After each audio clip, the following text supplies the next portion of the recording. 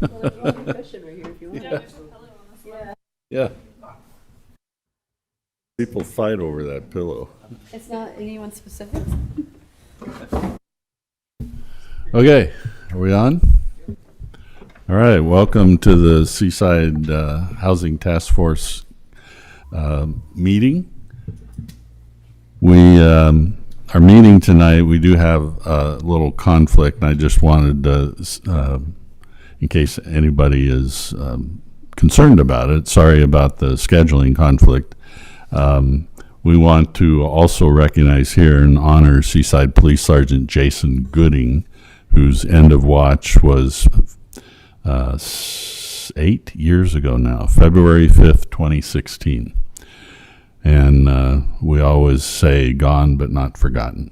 So I expect that we'll be able to do it again. Well, we're not going to hit a Monday night, first Monday in February for, 5 or 6 years. So, and I expect that I won't be doing this anymore by then. So I won't have a conflict. You guys can keep going. Anyway, tonight, we'll just do a quick introduction before, let's start down here with Mark. Just so Ariel has a chance to see who we are. My name's Mark Popkin. I'm with a real estate commercial company here in Seaside called Popkin Real Estate. I'm Bill Montero, and I have property here in Seaside and Businesses. I'm Tara Jarrett. I'm the branch manager at U.S. Bank in Seaside. You know me. Hi, I'm Carrie Lambert. I'm with Seaside Downtown Development Association. Katie McLeod, I'm with the Seaside Chamber. I'm Jeff Flory. I'm the Community Development Director. Spencer Kyle, City Manager. Jordan Sprague, Vacation Rental Compliance. We put this task force together based on our city goals back starting in 2021, I think it was. And we said we should have a bunch of people get together and talk about housing and try to see what we could do. I wanted to get a big variety of people, and I feel like I've got a bunch of great people surrounding me from all aspects of anything that would have to do with housing. You know, we have real estate, business, banking, both of our business associations here, as well as business owners or business operators. So I was telling everybody I've known Ariel for a number of years now, I guess, working with the Community Development, Economic Development Committee, whatever it is, and meeting her and listening to her at a lot of LOC sessions. She's been leading a housing work group that's mainly people that really know what they're talking about. There's a few of us that listen in and have, kind of, it goes right over our heads. Jeff is always there participating, but Ariel leads it. And I asked her some time ago, and I was really surprised she said yes to this meeting since the session opened today. But just to give us an update in layman terms of what is going on at the session starting today regarding housing, and anything else that relates to housing that you want to talk to us about. So, Ariel, it's all yours. Thank you, Mayor, and nice to meet you all. Thanks for having me tonight. Before I launch in, just want to confirm how much time do we have? I want to make sure I hold the meeting to an hour, and you can take as much or as little of that as you want to take. If we get done early, that's quite all right. Okay, great. I'm definitely not going to speak for an hour, but I'm going to try and provide a brief overview with hopes that, and welcome any questions that you have, and I can go into more detail because I can assure you there's a lot of it. Yeah. So I'm Ariel Nelson. I'm a lobbyist with the League of Oregon Cities, which, if you're not familiar, we represent all 241 of Oregon's incorporated cities across the state. I am just one part of the LOC lobby team, and my focus is on housing and land use. So I'm going to just share my screen real quick. I put together some quick slides just to see. Oh, it looks like it's disabled. If you get a chance to make me a co-host or allow screen sharing, I can go through some slides. But I'll go ahead and start talking while we work that piece out. Sorry, it's the middle of session with first day. It's a 35-day short legislative session, which means that things are happening very, very quickly. Each policy committee that is hearing bills essentially has just 4 meetings before bills have to move out of their chamber of origin. So if they're in a House committee, they have to move on to the next step, or in the Senate. So that's just 2 weeks. And like I said, 4 meetings of each committee. So there's not a lot of time. Here we go. For a lot of deliberation or additional policy work. Essentially, bills are typically needing to be ready to go in that first, ready to go on the first day. Can you see my screen? Okay, I'm going to move to presentation version. There we go. So really very, very short timeline to move through. The short session, mercifully, I suppose, has a limited number of bills that legislators are able to introduce. This is in contrast to a long session, which has an unlimited number of bills, at least for the beginning part of the session. Hey, Ariel, you're showing us your preview, not the actual. So we're seeing all the next slides in the notes. Oh, shoot. Okay. Let me figure out how to do this. Is that better? Or, I see what's happening here. I've got multiple screens. I'm so sorry. I should have figured this out ahead of time. Zoom is still so much fun. Yeah.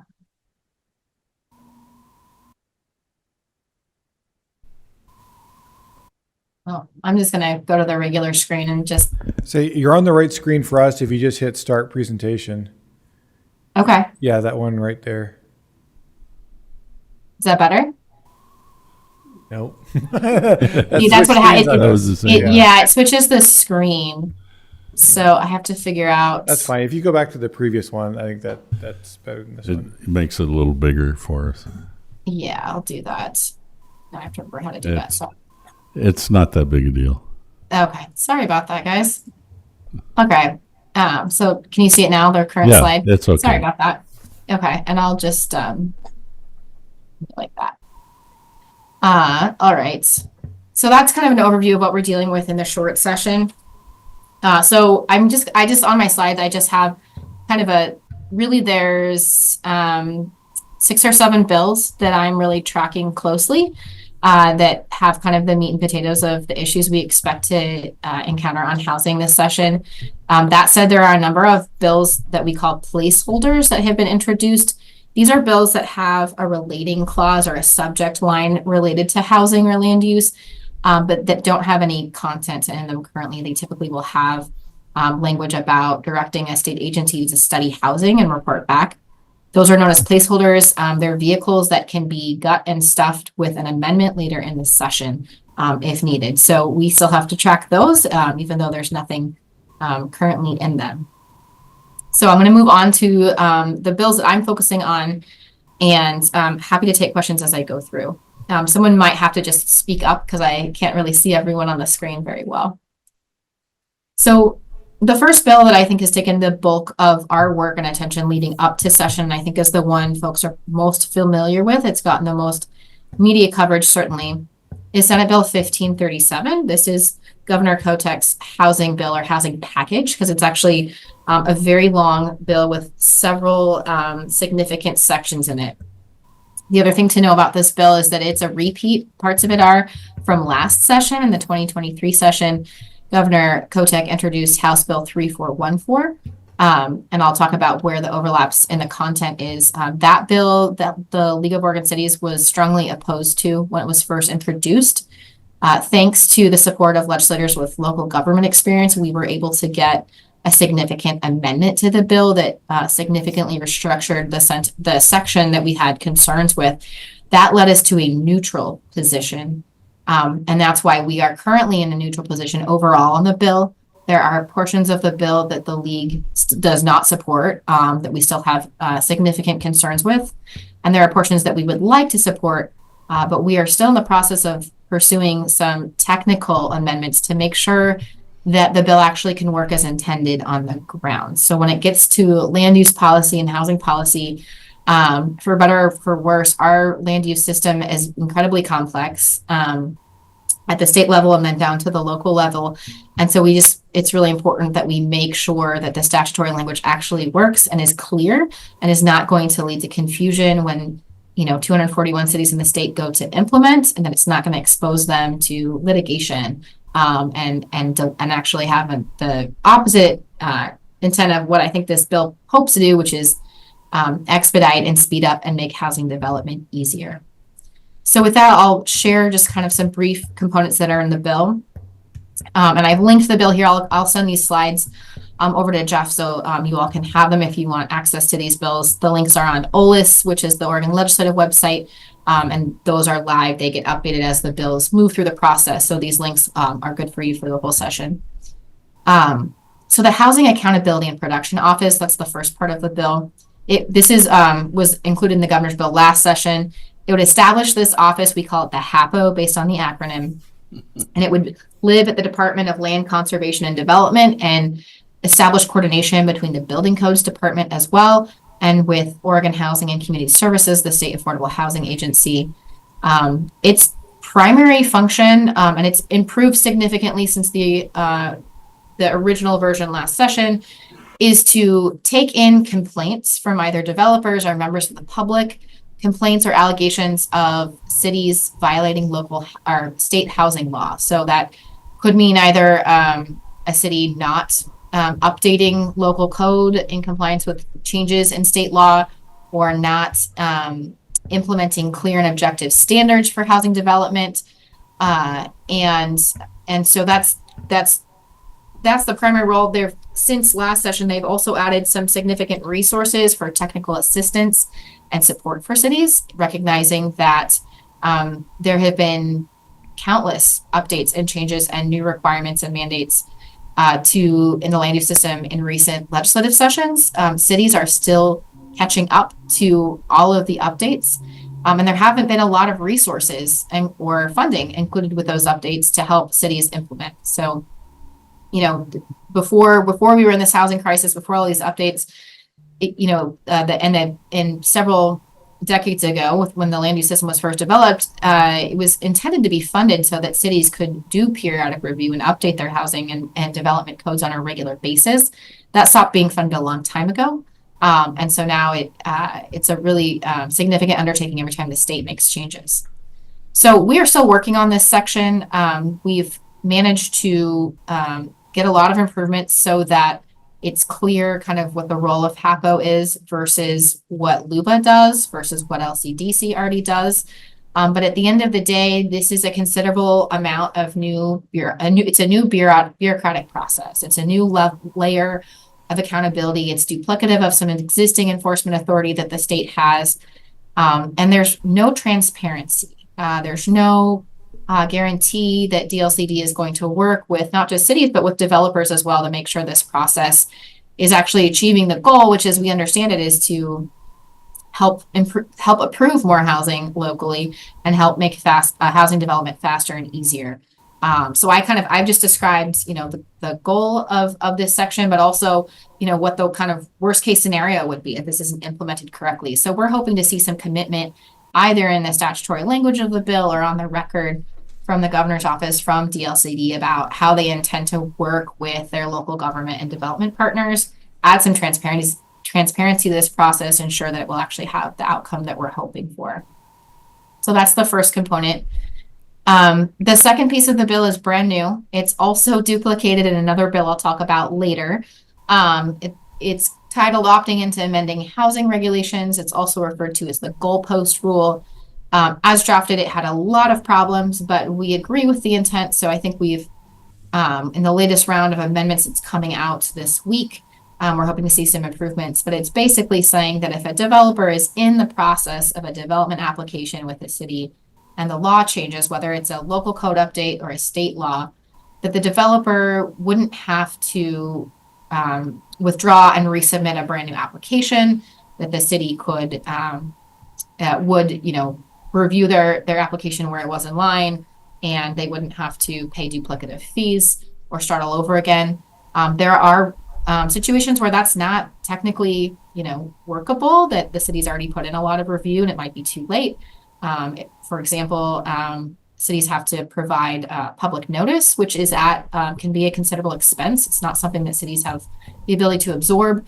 And so the language that we have worked on will make it so that hopefully clarify the laws we understand it that cities already do, which is when you have this situation that the city works with the developer and has a conversation and streamlines and helps them opt into the law if they wish to do so. So we've worked on that. We think we're going to be good on that piece. The next piece we support, but was not drafted correctly in the introduced version of the bill, so we're awaiting technical amendments. This would extend attorney's fees, or the ability for a court to award attorney's fees to developers of needed housing if there are appeals challenging the approval of their housing development. And if they prevail, they are eligible for fees to cover their expenses defending the development in court. Well, in this situation, cities also incur time and effort when using their staff time, their city attorney time and expense, because cities, of course, prepare the record, defend that record in court when they approve housing. So this would also make cities eligible for attorney's fees, and we support that. The goal of this, we've had a version of this in statute before, specifically for affordable housing developers.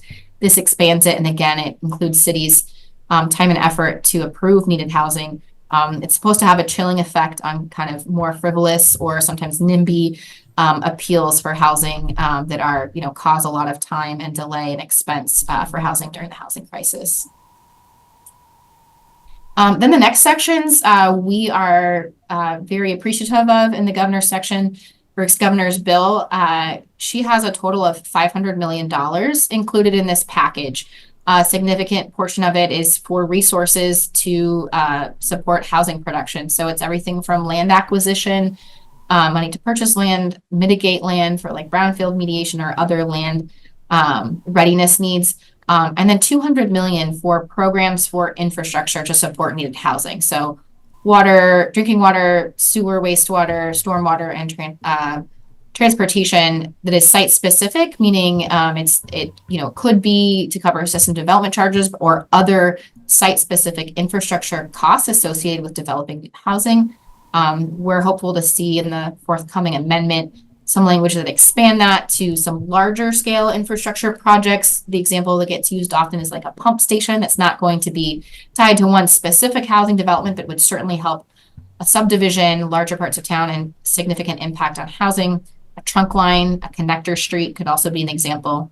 So we are supportive of this. The work that we've been doing to make sure we can fully support this section is there are a number of eligibility criteria or thresholds that cities would have to meet to be eligible for these programs. And part of that is a density requirement, that the housing that would benefit from the infrastructure investment be zoned at a certain density. And in the earlier versions of the bill, those densities were too high for some parts of the state and some cities, depending on their location. Too high in that they would only support the development of dense multifamily housing when cities need to be able to support a range of housing types that includes middle housing types, duplexes, cottage clusters, as well as single detached housing. So we have seen some good improvement in that and are hopeful to, again, we're waiting on amendment on this bill. I'll go into that process in a second, but hoping to see those improvements in the next amendment. Ariel? Yes, go ahead. This is Steve. Is there any talk about making sure that money gets spread around the state? Yes, that's absolutely part of the conversation. We're hoping to hear commitment to geographic equity in that, and we'll be watching the implementation closely should this get funded to ensure that not only are they looking at geographic equity, but also a range of city sizes, small, medium, and large. I think there's bipartisan support for infrastructure funding, and I'll get into that on the next slide generally. I think that's always a big part of the lens and getting that bipartisan support is making sure that all parts of the state can benefit or at least eligible. And that was a big part of our advocacy as well. Originally, the density thresholds, they had tied to specific counties, and some of it felt a bit arbitrary, also considering the range of like city types and capacities and sizes within some counties. Now the density is tied to population range, which just seems more appropriate. It's typically how we kind of classify policies and programs elsewhere in the state. So we're appreciative of those improvements. Just as a side note to the panel here, LOC is really good at making sure everybody gets a good share. They That's our represent all 241, not just some ones that are bigger in the Willamette Valley. And I should note some other feedback we've shared on the bill is the way they have, this core infrastructure funding structured. It's a grant if it's supporting publicly supported low-income affordable housing. It's a forgivable loan if it's supporting housing in the moderate income or workforce range, which is typically 80% of area median income up to 120% in the bill. And then for market rate or no affordability restrictions, it's just a loan. And one of the things that we've been educating lawmakers about, and I think cities have been doing a really great job about educating your legislators about, is that loans are not always accessible resources for a lot of cities, depending on their property tax base, depending on their water rates, that they don't typically have the ability to pay those back. And cities can often do their own local financing if they do have the property tax base to support that. And if they don't, loans are not a good option. So I'll talk again on the next slide about some other advocacy we're working on, but that is some feedback we shared with the governor's office. I think we're hopeful that in the infrastructure conversation, this is the kind of a start. We're seeing some really good momentum and recognition finally from the legislature that infrastructure is so critical and how behind we are in funding. So we hope to keep educating the legislature on that and finding some more direct funding opportunities as well. So the next section is it's titled in the bill, Housing Project Revolving Loans. This is a specific new program that's been designed. It's also found in another bill that I'll talk about. And it's specifically targeted at that moderate income housing that I mentioned, or some folks call it the missing middle, that 80% of median income up to 120, or I believe it's 130% in this bill. Housing affordability level that we're not seeing built at market, but we don't really have any other resources for in the state. Typically, our resources are focused on the more deeply affordable or traditional affordable housing. And this program, I'll be honest, is very wonky. It is very technical when you read the bill. And we don't have a lot of cities that are seeing it as a particularly accessible tool. However, there is a lot of momentum from the legislature, from legislative leadership to invest in this program and stand it up and kind of establish proof of concept. It's inspired by how some communities have used urban renewal or tax increment financing for housing, but this is a more flexible tool, optional tool where a city would stand up a state program, seed a fund that would then give money directly to cities to provide grants to developers of moderate income housing.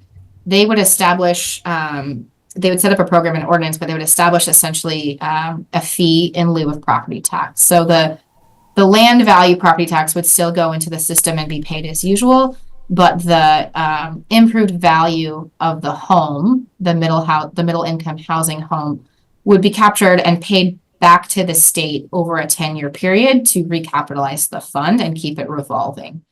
And so we've been doing a lot of work with the bill sponsors. Echo Northwest has been providing a lot of technical assistance on this bill to kind of design it to ensure that this is something that cities could actually administer, and what the role of the state would be, because this could potentially be a very complex program. But the goal is for the state to design kind of a pro forma form that developers statewide would use, whether, if they're working in a city with this program, to demonstrate the need for this grant assistance. It would be a shallow investment, shallow subsidy to help make the housing pencil at this lower cost. And so it could cover STCs, it could cover any part of the development costs, pre-development costs, site readiness. But the idea is a city would kind of work with their developers to see what would make sense. In this program, it's meant to be flexible. A city wouldn't have to apply it to all housing. Could be for certain developments, depending on, the amount of subsidy kind of needed per development. You wouldn't necessarily have to carve off all of the property tax, but it would forego property tax going into the system for 10 years. After that, it would revert back to normal. So it's a pretty technical program, but it's one that we've been supportive of in concept, but also, I think now that there's, and I'll talk about this in a minute, now that there's real momentum for some real infrastructure investments, I think we have cities considering, where should the state's limited funding be going? Should it be going directly into infrastructure or into a fund that potentially folks won't use? I think from the legislator's perspective, they're looking for more sustainable funding options, and they have, I think, a lot of hopes that this model could work for this type of housing. So that's that portion. The next section is, I think, the section of the bill that we have had the strongest opposition to. This is I mentioned earlier that the league was strongly opposed to the original version of this bill last session. That was really in large part due to this section for housing land use adjustments. While we've seen a number of very important improvements since the original version, what it does at this current draft of the bill is it would require cities to approve a waiver or an adjustment, or some call it variance, from local land use regulations, specifically siting and design standards. So setbacks, height limitations, window surface requirements, materials, a number of things. But cities would have to approve up to 10 per housing development or subdivision. And there's no return for any kind of public benefit. So there's no guarantee that if a developer is granted a waiver or an adjustment from an established siting or design standard, that the housing that they would produce more units than otherwise, or that the housing would be more affordable than otherwise, and that affordability would actually be passed on to the home buyer or renter. So I think that's the piece that's really missing for cities. Siting and design standards can be arbitrary. I mean, I think some cities have done a lot of updating. I think there are a lot of old kind of codes on the books from back in the 70s, 80s, 90s based on siting design standards that I think communities are finding less relevant today. But there are also really important siting and design requirements that are important tools for cities to both encourage and require the type of housing that their communities need. One such example, the city of Sherwood recently did a lot of work to update and create a cottage cluster code, really seeing that as the tool to help make starter homes and homes for their residents to age in place happen that they were not seeing the market provide. And they had a height limitation, so they really wanted to see those homes limited to 1 or 1.5 stories, especially for that aging population. And this adjustment requirement, would kind of blow that out of the water. They would have no ability to require those types of housing be built. I think we are going to see an improvement in the bill based on that specific situation, but that's just one example. Cities also use these standards to comply with climate-friendly and equitable communities rulemaking requirements and a number of kind of climate-friendly, climate justice measures to encourage connectivity in mixed-use areas and dense downtown cores. The placement of driveways is really important for safety, for traffic safety, for pedestrian connectivity, encouraging walking and biking and transit use. So limiting cities' ability to kind of require how housing is built in and around built environments and infill or in new subdivisions is pretty important. And this is going to require cities to approve these adjustments. So I think we have a number of cities that will be opposing the bill in total based on this section. It's that important. We also have cities with significant historic districts.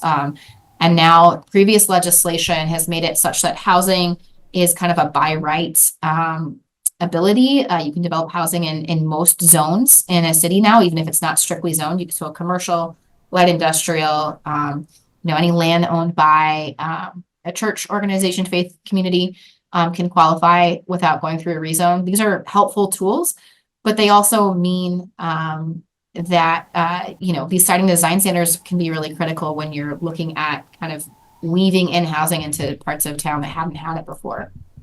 Historic districts are one example. I think really important to some cities' tourist destination identities and commercial districts. So this would completely limit their ability to kind of preserve some of those pieces. So that's why I think we're going to see a number of cities opposed here. The LOC is going to be testifying in the bill. We will be sharing opposition to this section. Again, neutral on the whole bill. Ariel, I have one quick question. Go for it. In the adjustment section, there's adjustments stated for parking, but it just says parking. There's no actual number or percentage associated with that. And I'm not sure how that's going to be interpreted if they don't clean that up. Yeah, I think that's another big piece. Thank you for sharing that. Not just that parking section, but others that are kind of unclear and that kind of open up a lot of opportunities for litigation and disagreement between, and testing by developers to say, I think it could mean this. This is what the statute says. It's not clear. I think from the league's perspective, we would like to see less opportunities for that kind of ambiguity. I don't think cities are interested, and I'd like to think our developer partners are not interested in, more opportunities for litigation, but just a much clearer path for getting housing to happen. We have a number of cities that already provide administrative adjustments. You don't have to go through a hearing. It's a staff level conversation. We would be perfectly comfortable with the requirement that cities provide these. Oftentimes the adjustments are used to accommodate other policy goals. We were pleased to see in this more recent versions of the bill, a positive change from last session was the ability for cities to maintain their tree codes to preserve trees. That can be a really onerous requirement for developers. And so a lot of times cities will provide significant adjustments to their building orientation requirements or setback requirements in order to help the developer accommodate, and preserve the tree. So that's just one example. But also, so we've had a lot of conversations about this. I think cities, are providing a lot of these adjustments, would like to continue to do so, but the way the bill is written is just such a blunt instrument and leads to a lot of ambiguity and confusion. I think, we'd be open to this tool if as I said before, if it was actually tied to a requirement that, this would produce more units or more affordability, or I think, just simply limiting the amount of adjustments to 5 rather than 10 would make this, I think, more palatable for cities. But where it stands, it's just too blunt of a tool. And it will sunset in 10 years. I think we feel more comfortable if that was more of a 5-year sunset to get through a development cycle, and then be able to check in and say, how is this actually working? What are the impacts on the ground? Good, bad, unexpected, unintended consequences, those kinds of things. Our state doesn't have a great track record with going back and examining policy changes to see if they're working as intended. And we're hoping that this doesn't become one of those if it passes. The next section is very technical. It basically is requiring something that cities, I think, have been doing a lot already, which is moving towards more administrative land use decisions and taking things, putting less things before a public body, whether that's a planning commission or a city council or a county commission. There's pros and cons with this. I think we have provided feedback that there are some developments that really do warrant and deserve a public conversation that can, and there are some, I think the other piece of this is that one of the reasons cities have been naturally kind of moving this direction is the shift in priority, and that a lot of the updates in land use law in the last few sessions have been requiring cities to have clear and objective standards. So clear and objective standard is something that a staff level person can say, you either, pass this requirement or you don't. There's no need for public deliberation. There's no ambiguity. It's just objectively you meet the requirement or you don't. That's an administrative decision. And so this is moving more things into that realm and encouraging or requiring cities, I should say, to for housing, not for large commercial and industrial, but for most housing types going towards a limited land use decision-making process, that administrative process. And then finally, the most controversial part of the bill is the one-time site additions to urban growth boundaries. I should note there are actually 3 tools contained in these sections, and the LLC is supportive of this component, but it has a lot of technical issues. The biggest part of the sections is the one-time site addition. that would be a 75 or 150 acre addition one time in a 10-year period. But the eligibility requirements to actually qualify to use this tool have gotten stricter and stricter and stricter due to negotiations between the governor's office and environmental advocates and land conservation stakeholders. So at this point, we don't have any, I'm not aware of any cities that would actually qualify to use the tool. This was an addition from, it was introduced as a separate bill last session. It was one that LC actually collaborated with home builders and Oregon property owners on, and then it got amended into the governor's bill at the end of session and watered down quite a bit. Just for context, cities have kind of a range of different barriers and opportunities when it comes to development based on their size, their geography, topography, what their real estate market is like, development market is like around the state. All, for the most part, not all tools work for all cities. Cities need a range of tools. The biggest commonality is capacity and infrastructure funding. Not all cities need land, right? Some do.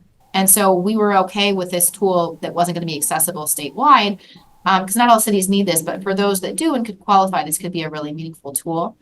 The original, or the last version that came out at the end of last session, the governor's bill, and this version already was fairly narrow. It was only open to cities who either had a designated urban reserve, which is outside of cities in metro.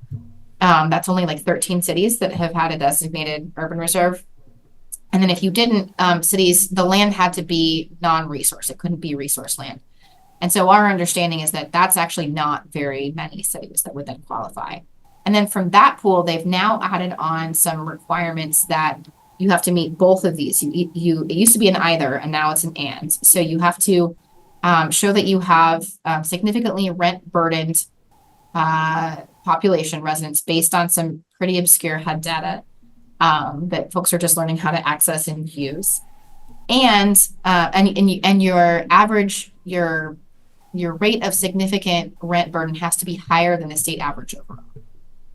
And you also cannot have had a UGB expansion within the last 20 years.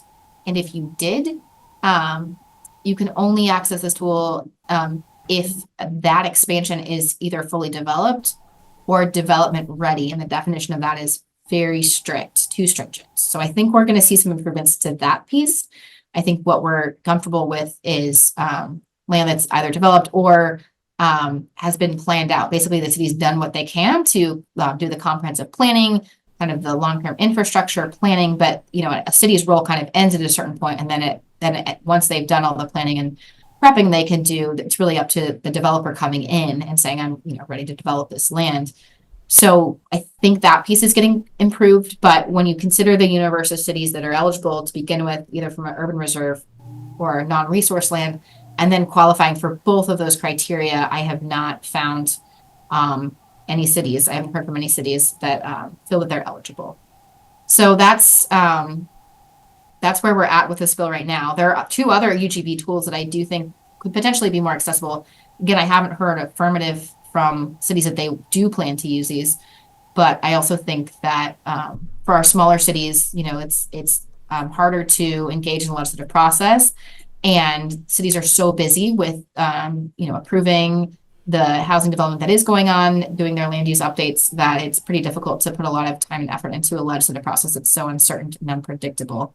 But there is a smaller UGB addition for communities who would like to add, just a 10 acres here, 10 acres there, just have little small tracts of land to bring in.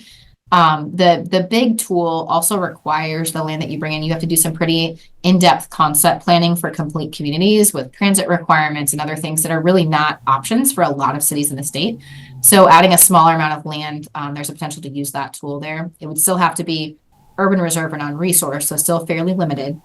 And then the other tool that I do think has some promise is there's an existing path, an existing law where you can make a UGB adjustment where you're not expanding your overall urban growth boundary, but you're taking a piece of land out that isn't developing either because of who the property owner is or because of, maybe natural resource terrain limitations. And you're bringing in another piece of land that a city believes, would have the opportunity to develop. So they've kind of updated and improved the existing path for that. So that's the governor's bill. I said I wasn't going to talk for an hour. And apparently I'm talking for forever. So that's been a considerable amount of work this whole interim going into session.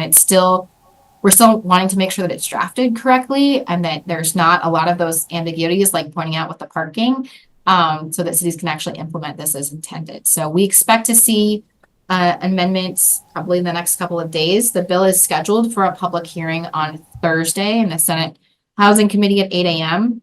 It's unlikely that we will have been able to review the amendment and have any certainty that it meets our needs or does not. But we'll be doing our best to testify with something meaningful at that hearing on Thursday. I'm going to move along quickly. I will not go into as much depth. I had mentioned infrastructure. We are very encouraged to hear a lot of strong momentum, bipartisan momentum for actual infrastructure funding, particularly focused to support housing. So there's a couple of different efforts to put some packages together around some infrastructure investments, specific just direct allocations like earmarks, like we typically see in a long session.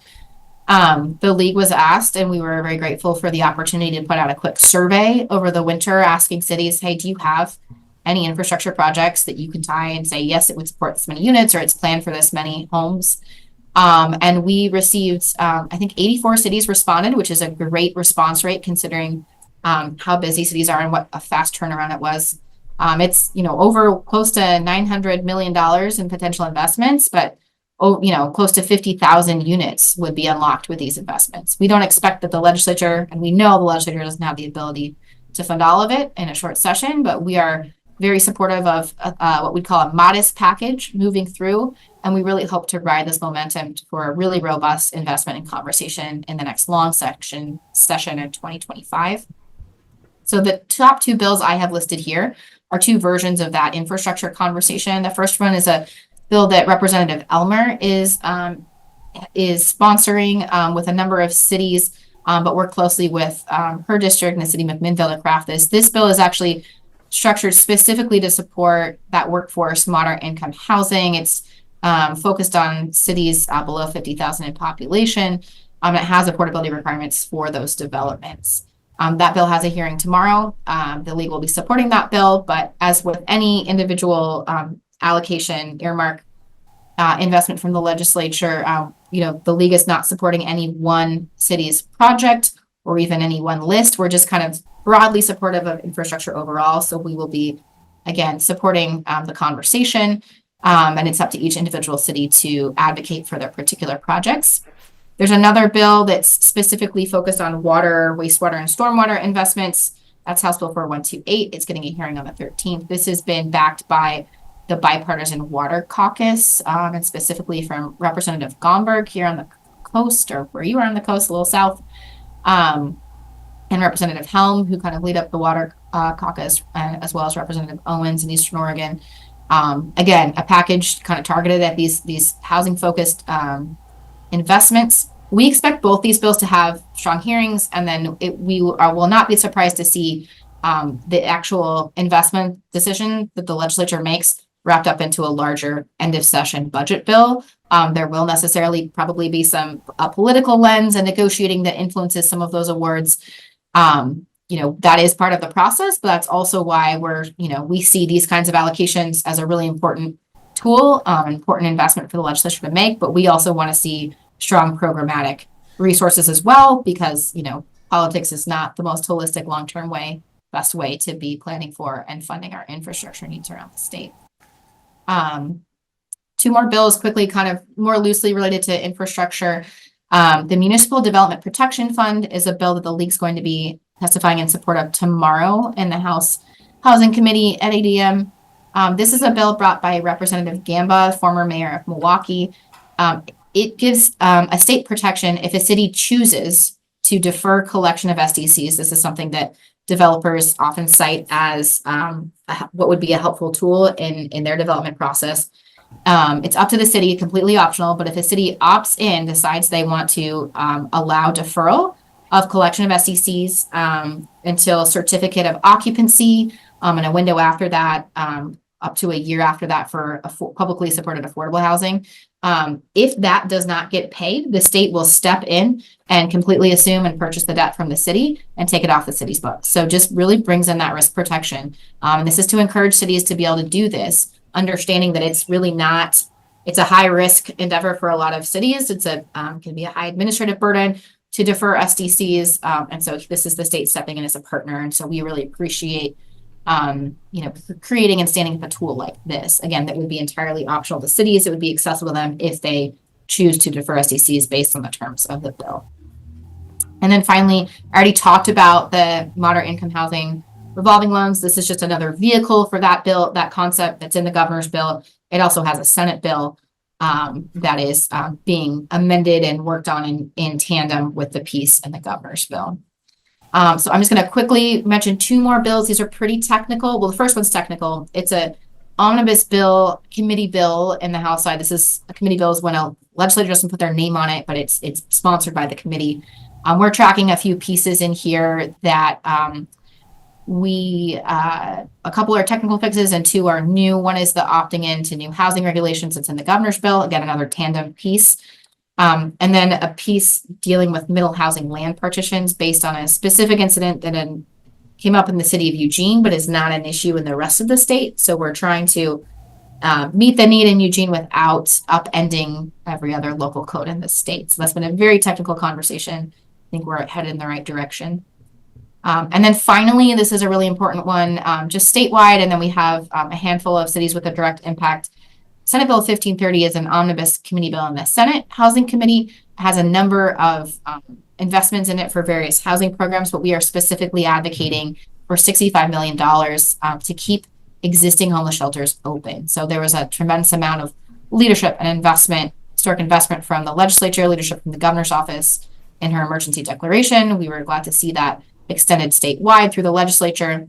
But unfortunately, there wasn't a good understanding or assessment of the need for existing homeless shelters around the state. And we have a number that are at risk of closure before the end of the biennium, including several shelters that were stood up with local ARPA funding from cities, at least one county, that we want to make sure can keep their doors open because we simply can't afford to lose track on the progress that's been made.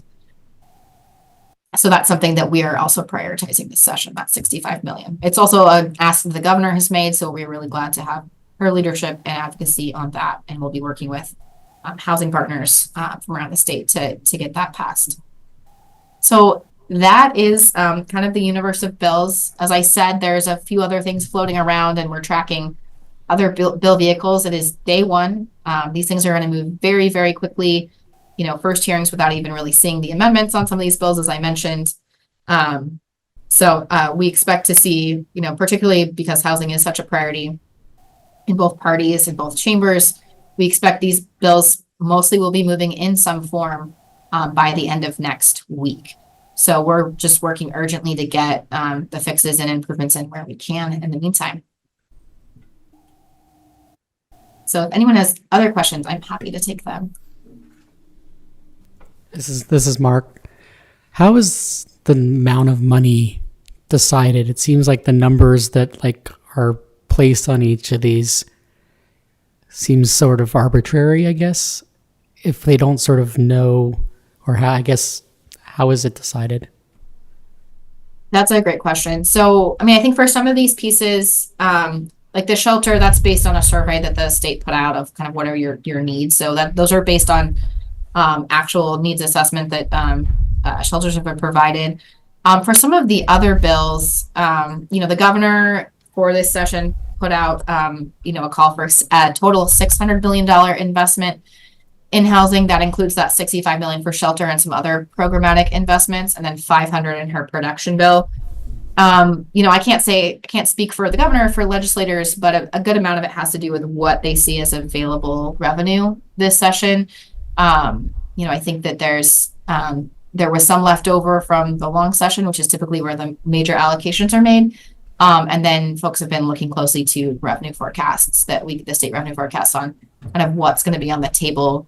And then I think there's also some conversation around whether they would potentially tap reserves or not set, every session they kind of set aside funding for reserves for rainy day funds, and whether they would keep some back this session or not. There are other, of course, budget needs competing. I think there's a need for funding a gap in childcare. There's additional investments needed for behavioral health and substance use disorder addictions treatment. That's part of the difficult Measure 110 conversation about, Measure 110 reform or updates that my colleague Scott Winkles works on. So, there are competing needs, school funding. So what I'm hearing from at least the leadership, the presiding offices in the House and the Senate is an interest in dedicating resources towards the package direct allocations, direct grants to cities on infrastructure. And then that middle income revolving loan fund I mentioned. I think there is some reticence to stand up new infrastructure programs in a short session, programs that will, of course, need to be recapitalized in a normal biennium. But we're very hopeful. Like I said, the momentum on infrastructure has been very encouraging. And so we're just hoping to see that continue into a long session. But to your point, I think it's kind of folks kind of testing. There's a little bit of like this, like what sounds right? What are the other competing requests out there? And where's kind of the bipartisan momentum and in both chambers of kind of agreement of where the funds should be prioritized. And I had one other quick question. Go for it. We're in Seaside, and this is a housing alliance panel. So is there something specific that here in Seaside, knowing Seaside, however you do, that we should be paying extra close attention to more than other things that you talked about this evening that might affect us specifically, or that we should be trying to pay more attention to or take advantage of? It's a great question. I think that, the governor's bill is probably going to have the greatest impact in terms of, standing up kind of some more systemic framework around how the state is approaching local land use systems, local progress. The infrastructure money is, I think, the most impactful for any city around the state. The message I've been sharing with our members is, I think what's most important is continuing to share with your legislators and the governor's office through regional solutions or however you connect with that office, kind of what your development realities are. What are the challenges? What are the opportunities, right? Hey, I've got this development partner. I'm a developer, working with the city. This is why we can't develop this land. Are there, topographical, terrain issues? Is it obviously in Seaside, being in the tsunami zone is a reality. And thanks to the advocacy from your city, I think that was cleared up last session of the city's ability to kind of upzone and develop in your downtown core. So it's the governor's bill. It's the conversation around infrastructure. And I think anytime you can kind of communicate, I talked about a lot of, sorry, my lights just went off in the office. A lot of technical pieces, and what really hits it home is to hear from cities like an on the ground example that a regular person can visualize that, this is the work we've done as a community. This is where our local priorities are that are in alignment with the state's goals. This is what we really need to make that happen. Here's this specific piece of land that is our biggest opportunity right now, and this is what we need to make. Excuse me. Bless you and thank you.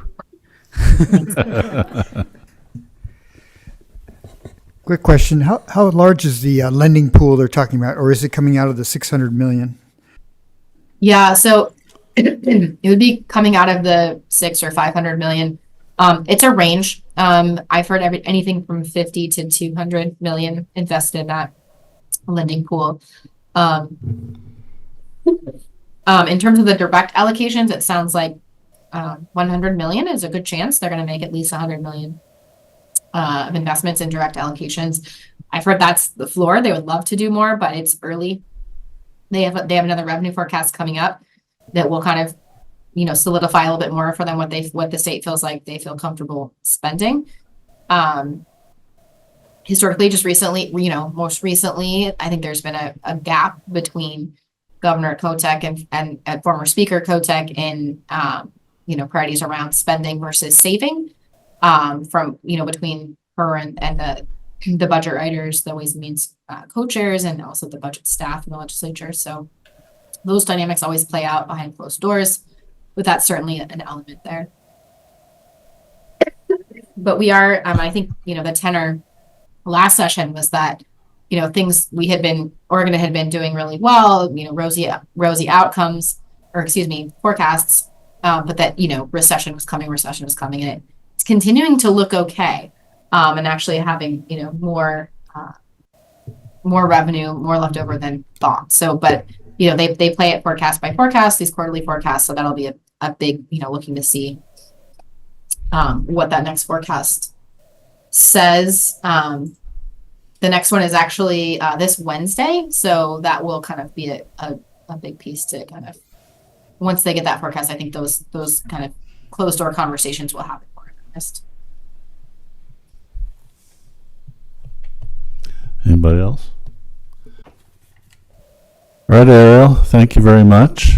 You're always welcome to come have feet on here in Seaside. We'll show you around and get a better idea of what we're all about. You're going to be really busy for the next 35 days, though, right? So that's right. Yeah.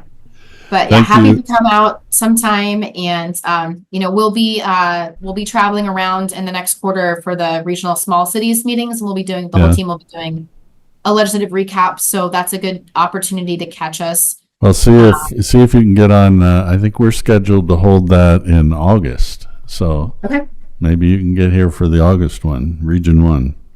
that'd be great. You kind of feel like you've been in school tonight?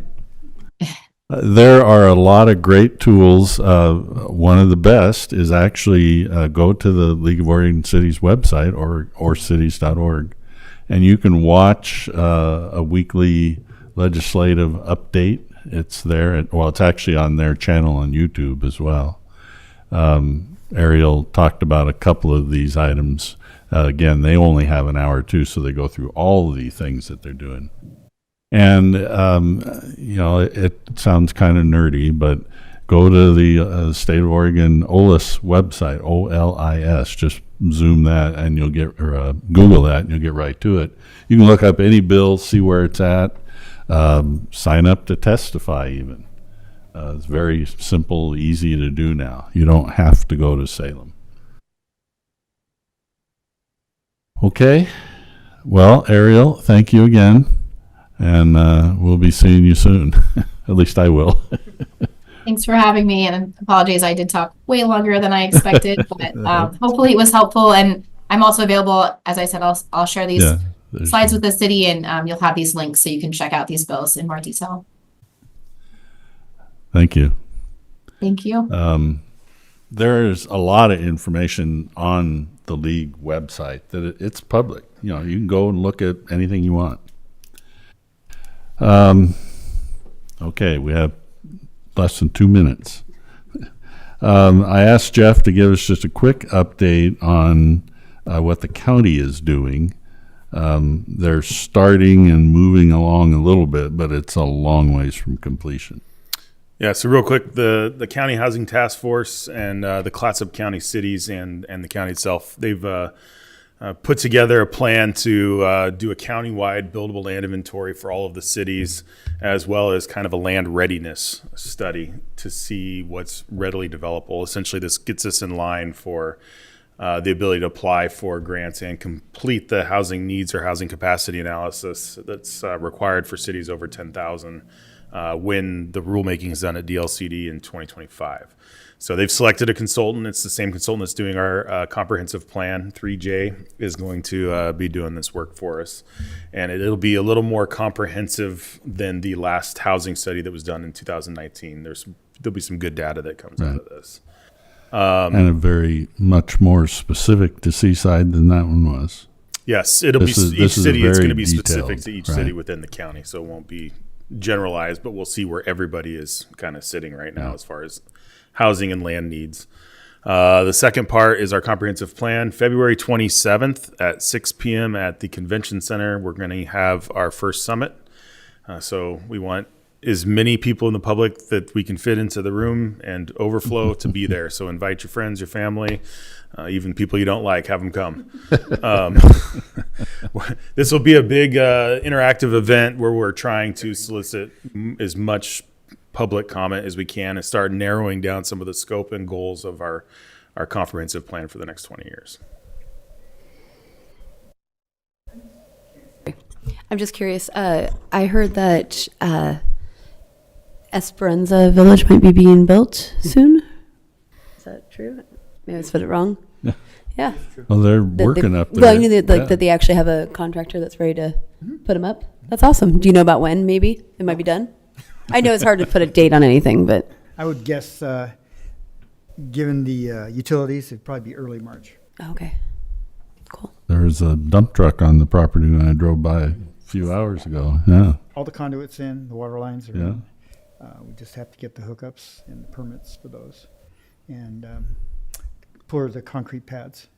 Great. Then Great assemble. news. Yeah. Great news. That's all that's on my list. Anybody else?